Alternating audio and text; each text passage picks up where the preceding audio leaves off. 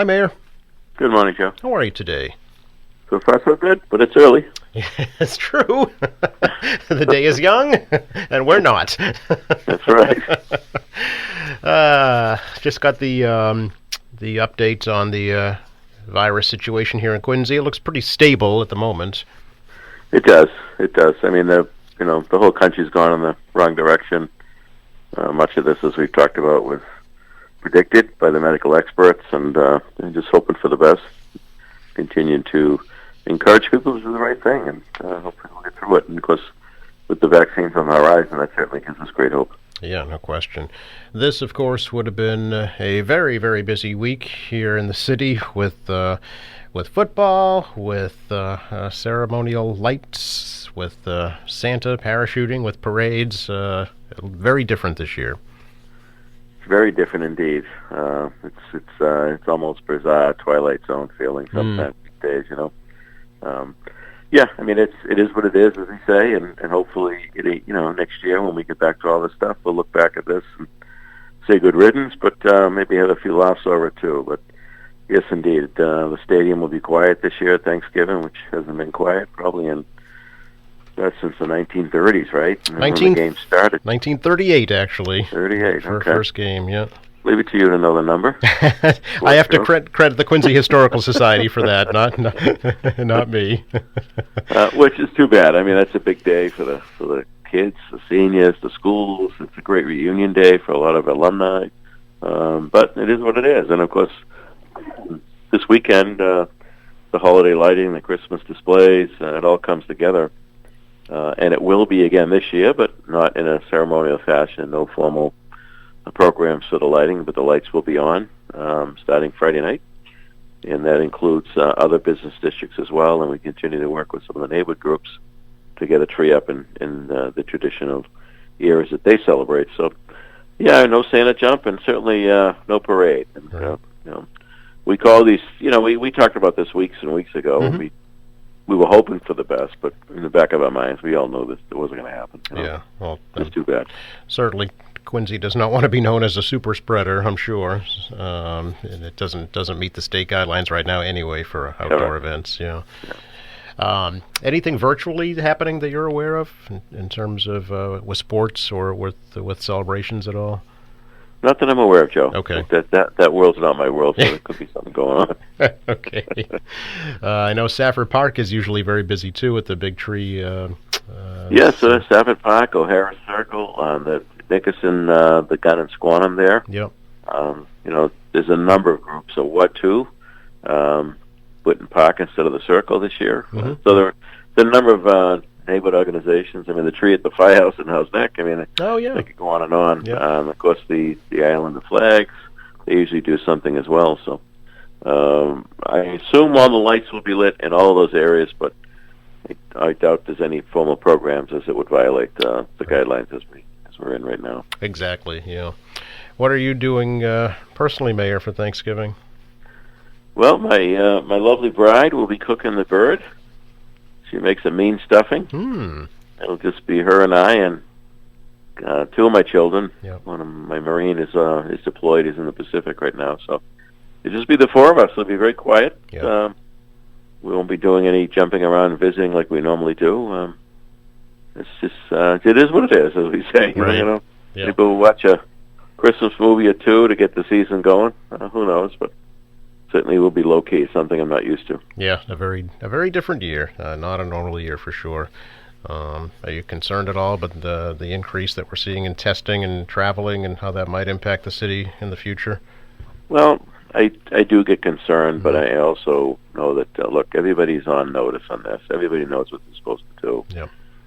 People need to do it. I don't want to see a police type state here where shutting things down at 8:00 at night, people in their homes. I just hope we're more responsible and than that in this country. And obviously, not everyone falls in that category. That creates some of the issues, but at least we know unfortunately, from going through it in the spring, who's susceptible and what we need to do to make sure they're protected, that population. So many more people are getting the illness, but not nearly as drastically or severely because it's hit more of a younger population this round, and yes, some of them are showing symptoms, but they're not getting deathly ill like we saw in the spring. So I guess that's a good thing. And Yeah. of course, the rate of testing. I mean, we're doing a ton of testing now when it was few and far between back in the spring. We're just learning how to test. So Right.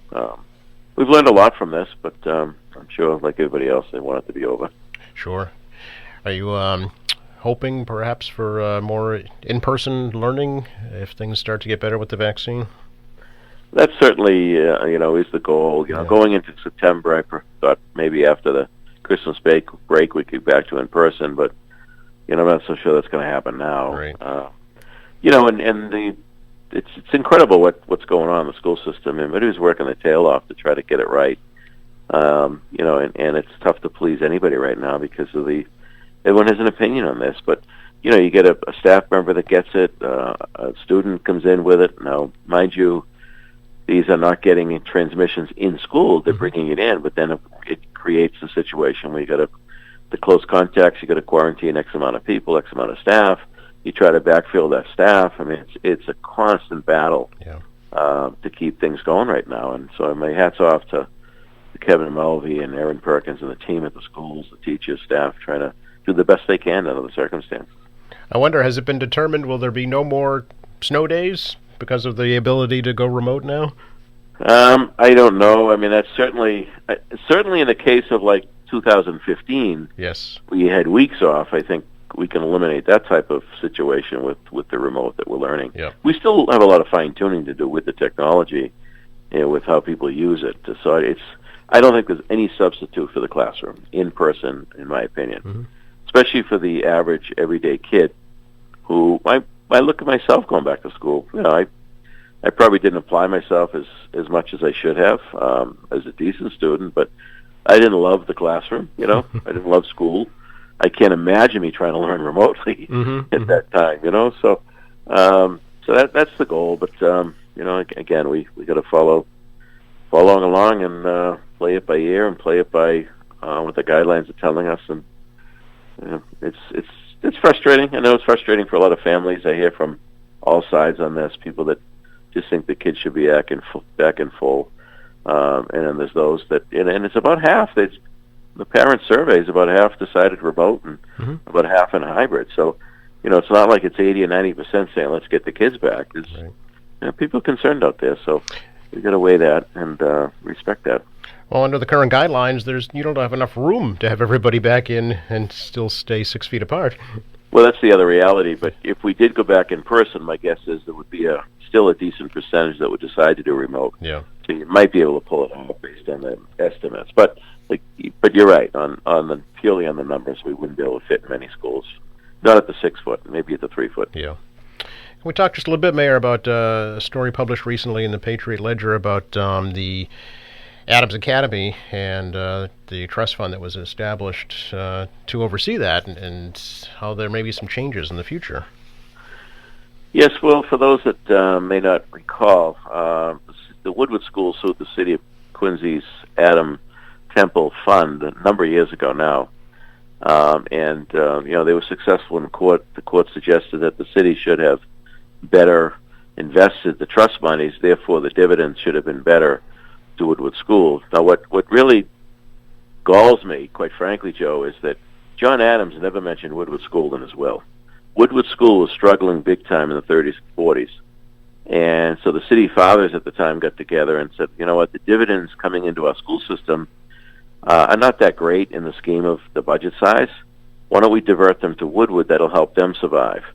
And that's what the city did, and the Adams family agreed with it. The court sanctioned it, and that's what occurred. And then, of course, it comes back to bite the city because I still struggle with the decision of the judge. How do you go back 30 or 40 years and suggest somebody should have invested the money better on a look back in a trust case? I mean, I don't know. I was very obviously disappointed in that. And the Adams family members were all part of the decision making. So they're direct heirs to John Adams. They were part of the decision making. So it's very, very frustrating what happened. So now the Adams Academy, which was built with money left in John Adams' will he wanted a stone temple to be built, which is the First Parish Church, and he wanted the school to be built to teach the boys in the classics. And the school didn't last too long. I don't know, 15 to 20 years. I'm not really sure off the top of my head, but so then it was decided, okay, what are we going to do with the building? And eventually, one of the Adamses, I wonder, it might have been Charles Francis, he was part of the original starting of the Historical Society, and so they placed the Historical Society in that building. The city did a lease with the Historical Society in 1972 for $1 a year. So it was, in our opinion, it was clear the city owned it. He left it to the inhabitants of Quincy, not to the Temple Fund.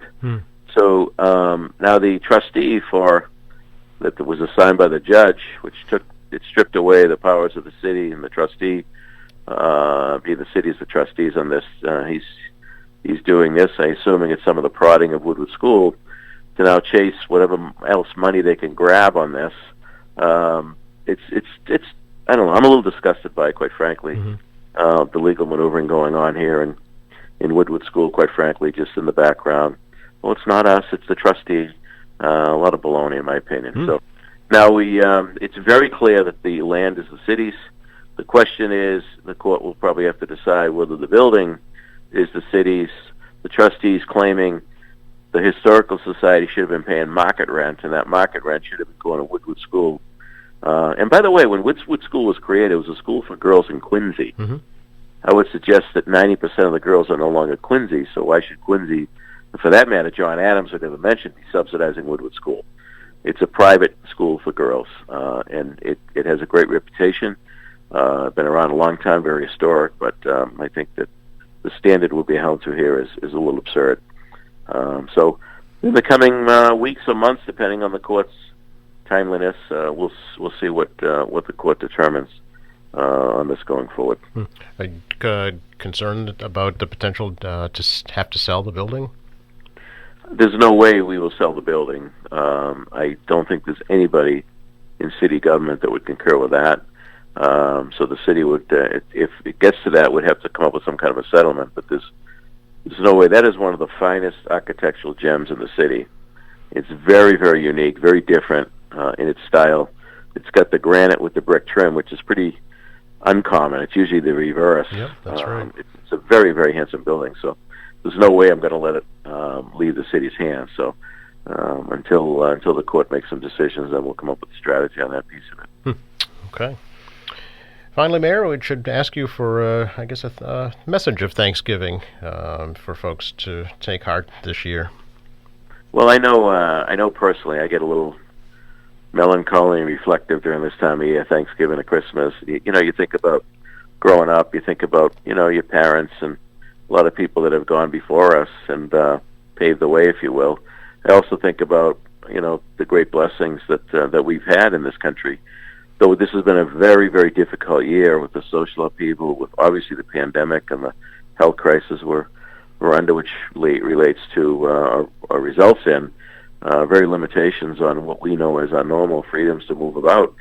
But having said all of that, I still think, looking back and thinking about our position in the world, in this nation, it's to me, it's still the greatest country in the world. We are very, very fortunate and privileged to have the freedoms that we do have.